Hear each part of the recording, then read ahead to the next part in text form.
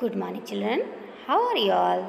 मैं अनिता घोष आज आप लोगों का लेसन नंबर 9 स्वतंत्रता की ओर एक्सप्लेन करूंगी, यानी कि उस कहानी में क्या क्या हो रहा है ये बताऊंगी। आज ये कहानी मैंने एक एनिमेशन के द्वारा तैयार की है, तो आप सुनिए ये कहानी।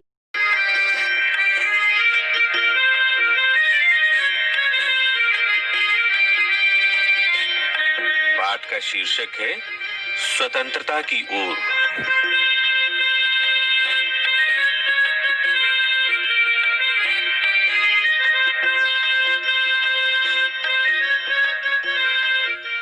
धनी को पता था कि आश्रम में कोई बड़ी योजना बन रही है, पर उसे कोई कुछ न बताता।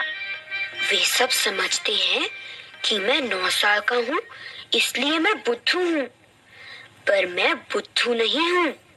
धनी मन ही मन बड़बड़ाया। धनी और उसके माता पिता बड़ी खास जगह में रहते थे, अहमदाबाद के पास, महात्मा गांधी के साबरमती आश्रम में।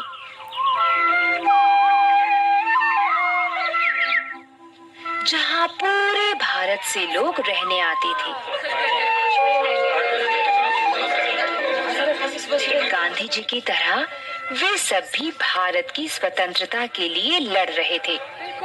जब वे आश्रम में ठहरते तो चरखों पर खादी का सूत काटते, भजन गाते, पति राघव राजा राम पतित पावन सीताराम, और गांधी जी की बातें सुनते।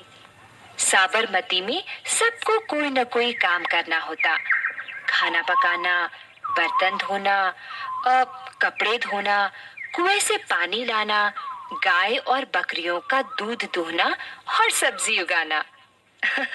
धनी का काम था बिन्नी की देखभाल करना। बिन्नी आश्रम की एक बकरी थी।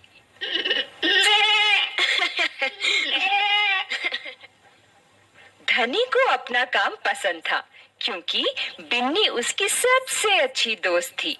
धनी को उससे बातें करना अच्छा लगता था। उस दिन सुबह धनी बिन्नी को हरी घास खिलाकर उसके बर्तन में पानी डालते हुए बोला, कोई बात जरूर है बिन्नी, वे सब गांधी जी के कमरे में बैठकर बातें करते हैं। कोई योजना बनाई जा रही है, मैं सब समझता हूँ। बिन्नी ने घास चबाते हुए सिर हिलाया, जैसे कि वो धनी की बात समझ रही हो। धनी को भूख लगी। कूदती फांदती बिन्नी को लेकर वो रसोई घर की तरफ चला।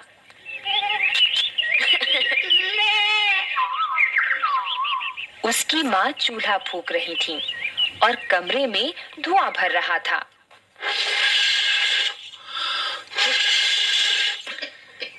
अम्मा, क्या गांधी जी कहीं जा रही हैं? उसने पूछा। खांसते हुए माँ बोली, वे सब यात्रा पर जा रहे हैं। यात्रा? कहाँ जा रही हैं? धनी ने सवाल किया। समुद्र के पास कहीं। अब सवाल पूछना बंद करो और जाओ यहाँ से धनी। अम्मा जरा गुस्से से बोली, पहले मुझे खाना पकाने दो।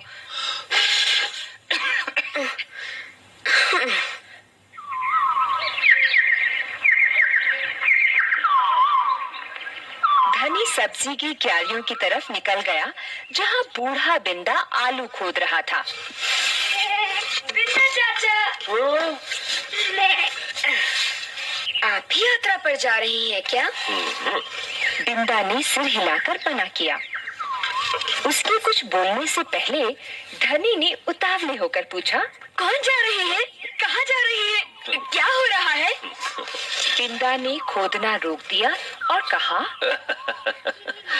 तुम्हारे सब सवालों के जवाब दूंगा, पर पहले इस बकरी को बांधो। मेरा सारा पालक चबा रही है।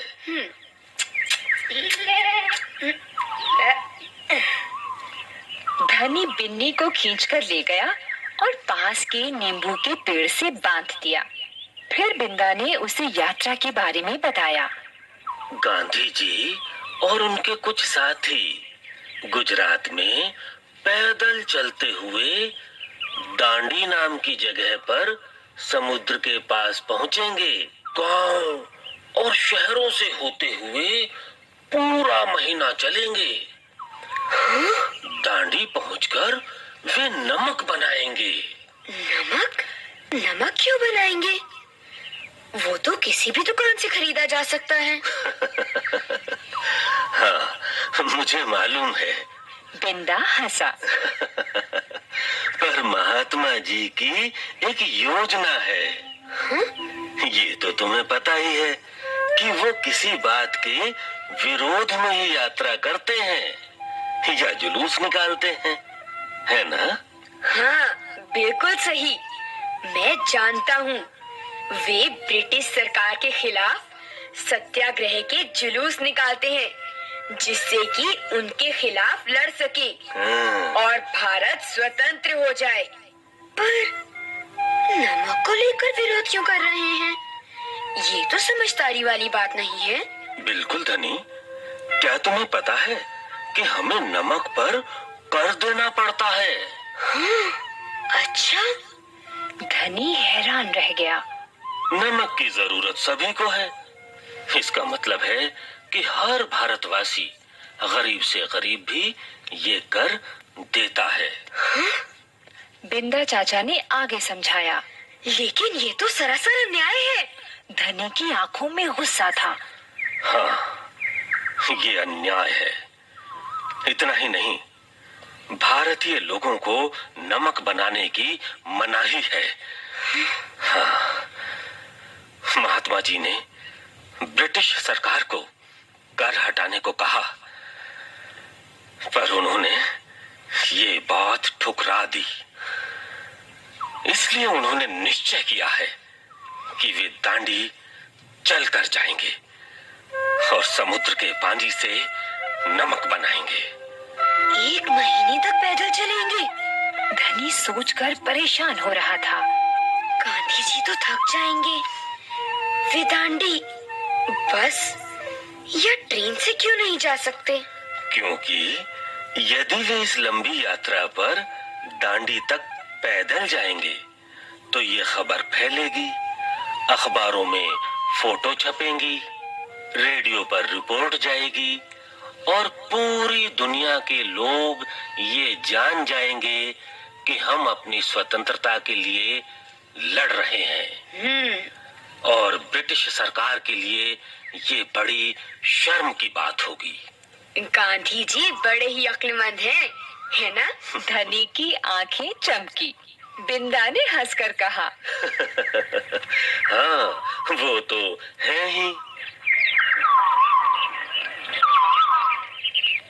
दोपहर को जब आश्रम में थोड़ी शांति छाई, धनी अपने पिता को ढूंढने निकला।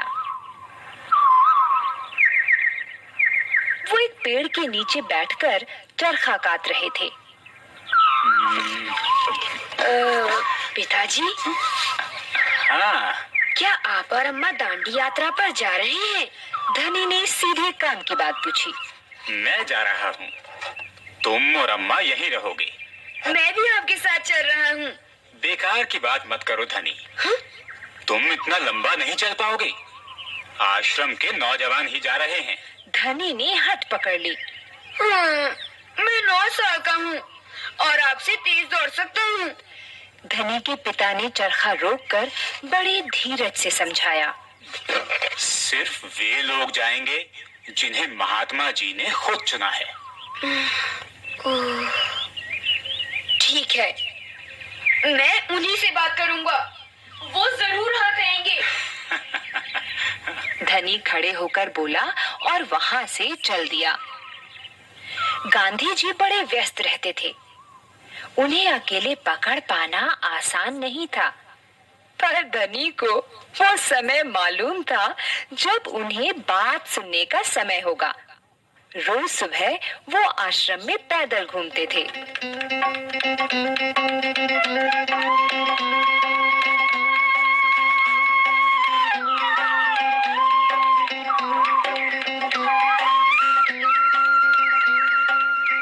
अगले दिन जैसे ही सूरज निकला, धनी बिस्तर छोड़कर गांधी जी को ढूंढने निकला। वे गौशाला में गायों को देख रहे थे।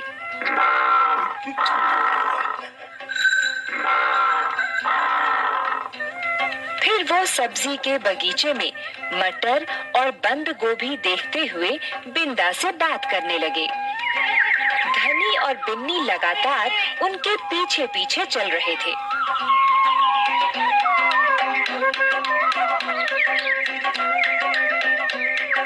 अंत में गांधी जी अपनी झोपड़ी की ओर चले। बरामदे में चरखे के पास बैठकर उन्होंने धनी को पुकारा। यहाँ आओ बेटा। धनी दौड़कर उनके पास पहुंचा।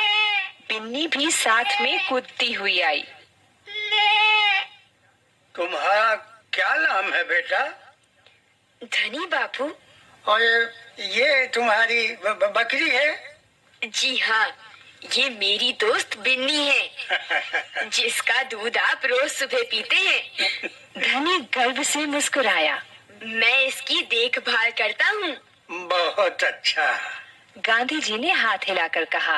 अब ये बताओ धनी कि तुम और बिन्नी सुबह से मेरे पीछे क्यों घूम रहे हो? मैं आपसे कुछ पूछना चाहता था। हाँ? धनी थोड़ा घबराया। क्या मैं आपके साथ दांडी चल सकता हूँ? हिम्मत करके उसने कह डाला। गांधी जी मुस्कुराए। तुम अभी छोटे हो बेटा, दांडी तो बहुत दूर है। सिर्फ तुम्हारे पिता जैसे नौजवान ही मेरे साथ चल पाएंगे। पर आप तो नौजवान नहीं हैं। धनी बोला। आप नहीं थक जाएंगे? मैं बहुत अच्छे से चलता हूँ। गांधी जी ने कहा। मैं भी बहुत अच्छे से चलता हूँ। धनी भी अड़ गया। हाँ, ठीक बात है। कुछ सोचकर गांधी जी बोले। मगर एक समस्या है। अगर तुम मेरे साथ जाओगे तो बिन्नी को कौन देखेगा? इतना चलने के बाद मैं तो कमजोर हो जाऊंगा। इसलिए जब मैं वापस आऊंगा तो मुझे खूब सारा दूध पीना पड़ेगा, जिससे कि मेरी ताकत लौट आए। ये बात तो ठीक है।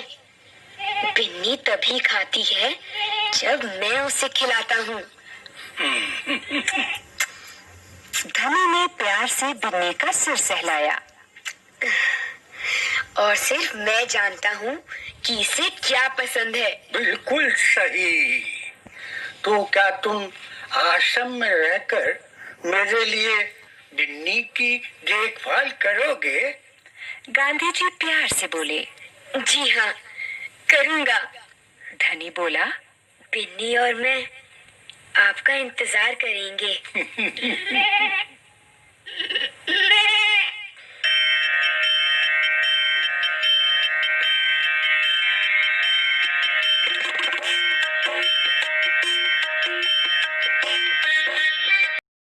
तो देखा बच्चों, आपने कहानी कितने अच्छे से समझ में आ गई।